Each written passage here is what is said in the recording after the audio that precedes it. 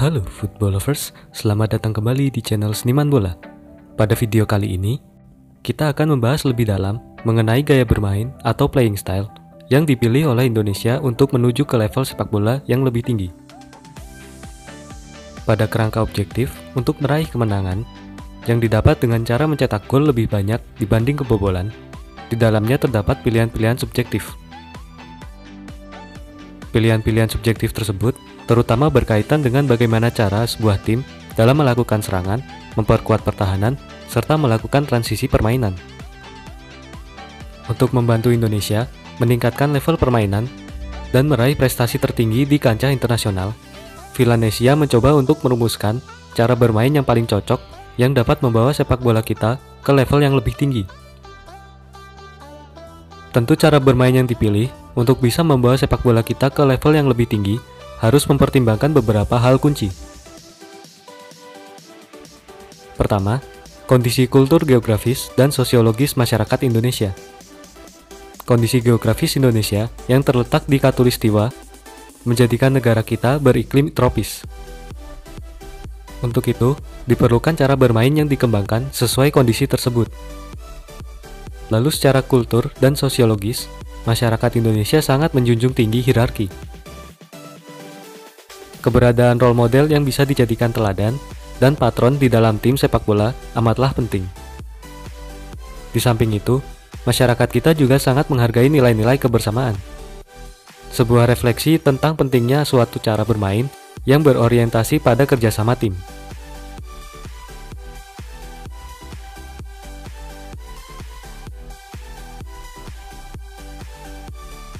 Sebelum masuk ke pembahasan mengenai cara bermain yang dipilih pada Villanesia, mari kita bahas terlebih dahulu mengenai ragam gaya bermain yang terdapat pada sepak bola. Secara garis besar, gaya bermain atau playing style dalam sepak bola dapat dibagi menjadi dua macam, yaitu reactive play dan proactive play. Reactive play adalah gaya bermain di mana sebuah tim menjadikan pertahanan sebagai titik awal permainannya. Tim dengan gaya bermain seperti ini akan membiarkan lawan menguasai bola, sambil menunggu kesempatan untuk merebut bola. Ketika berhasil merebut bola, tim kemudian dengan segera melancarkan serangan balik cepat untuk menciptakan peluang mencetak gol. Dari segi taktik, reactive play bersifat lebih menunggu, lebih rapat dalam bertahan. Kelebihan dan kelemahan lawan menjadi salah satu hal terpenting untuk dipelajari, yang akan menentukan pola apa yang akan digunakan di lapangan nanti. Ini yang menjadi alasan kenapa gaya bermain ini disebut reaktif, karena penekanan utamanya yaitu terlebih dahulu mempelajari kelemahan lawan lalu mencoba mengeksploitasinya. Cara menyerang, bertahan, dan transisi semua ditentukan berdasarkan analisis kelemahan lawan. Terdapat beberapa aspek utama yang dibutuhkan untuk menunjang gaya reaktif seperti ini. Menitik beratkan pada kekokohan lini pertahanan, maka atribut-atribut yang terkait dengan kemampuan defensif menjadi sangat penting dimiliki, seperti kedisiplinan, koordinasi tim, kekuatan fisik, dan postur. Stamina yang prima juga dibutuhkan mengingat bertahan biasanya lebih banyak menghabiskan stamina ketimbang menyerang. Selain itu, kualitas umpan, serta kecepatan akselerasi juga diperlukan agar serangan balik yang dibangun dapat berjalan dengan efektif. Beberapa contoh tim yang sukses dengan gaya reaktif ini misalnya, Timnas Yunani yang menjuarai Piala Eropa 2004, Inter Milan musim 2009-2010 yang menjadi juara Liga Champions, dan Timnas Prancis yang sukses jadi juara dunia tahun 2018.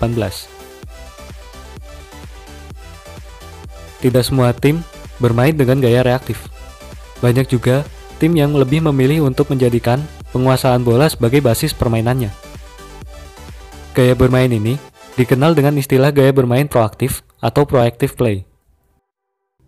Tim dengan gaya bermain seperti ini bermain dengan lebih mengambil inisiatif serangan, dan secara proaktif akan terus berusaha menguasai bola untuk mencari cara memprogresi bola ke depan dengan tujuan utama untuk mencetak gol. Apabila kehilangan bola, tim secara proaktif akan melakukan pressing untuk secepat mungkin merebut dan menguasai kembali bola.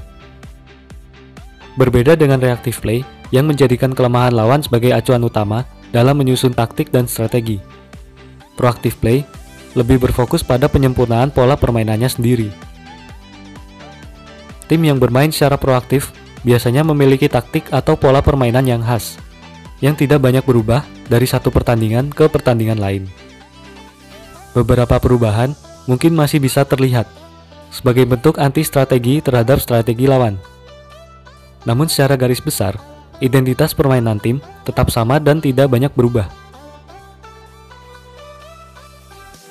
Gaya bermain proaktif menitik beratkan pada kemampuan dalam menyerang. Membutuhkan kemampuan passing, kontrol bola, dan pergerakan tanpa bola yang prima untuk menjaga penguasaan bola.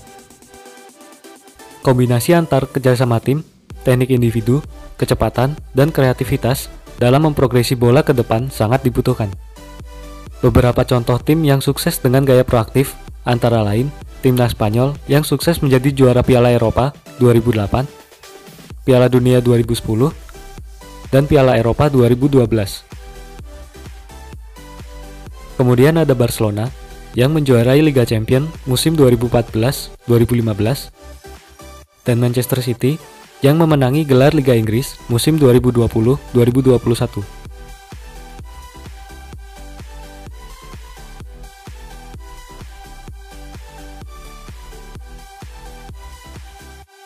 Gaya bermain reaktif maupun proaktif sama-sama telah terbukti dapat mengantarkan tim pengusungnya meraih prestasi. Namun, melihat kesuksesan tim-tim top level pada ajang Piala Dunia, Piala Eropa, Liga Champions Eropa, dan liga-liga top Eropa dalam satu dekade terakhir menunjukkan bahwa tren sepak bola modern mengarah pada sepak bola proaktif. Tren sepak bola modern menuntut permainan proaktif saat bertahan dan menyerang. Proaktif berarti keinginan tim untuk mendominasi penguasaan bola dan menciptakan peluang saat menyerang. Juga proaktif dalam pressing saat bertahan untuk dapat kembali menguasai bola. Di samping itu, transisi di antara kedua momen tersebut merupakan momen magis yang menentukan terjadinya gol. Model sepak bola proaktif cukup cocok dengan melihat kelebihan-kelebihan pemain Indonesia yang memiliki kecepatan dan kelincahan. Keunggulan permainan menyerang solo 1 lawan 1 akan menjadi pelengkap tingkat efektivitas sepak bola proaktif ini.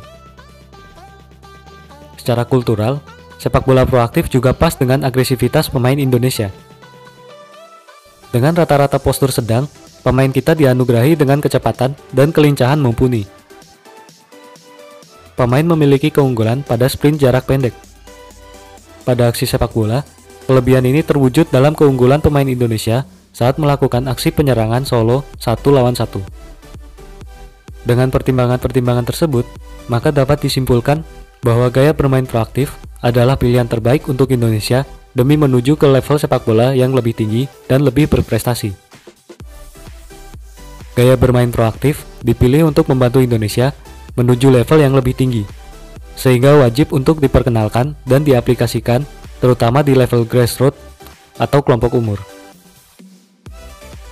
Harapannya, dengan pengenalan penggunaan gaya bermain ini di level grassroots atau kelompok usia akan membantu dalam menghasilkan pemain-pemain berkualitas yang mampu membawa Indonesia berprestasi di kancah internasional. Meskipun perlu dipahami juga, dalam prakteknya di atas lapangan, gaya bermain dapat berubah dan beradaptasi disesuaikan dengan kapasitas pemain yang dimiliki, kekuatan lawan yang dihadapi, serta situasi permainan dari menit ke menit. Hal tersebut terutama terjadi di level senior. Gaya bermain proaktif memang tergolong lebih rumit dan sulit untuk diaplikasikan dibandingkan dengan gaya bermain reaktif. Gaya bermain proaktif perlu ditunjang dengan kualitas individu yang istimewa serta kuat dalam situasi 1 lawan 1. Pemain harus memiliki aspek-aspek dasar yang mumpuni, baik secara teknik, taktik, fisik, dan mental.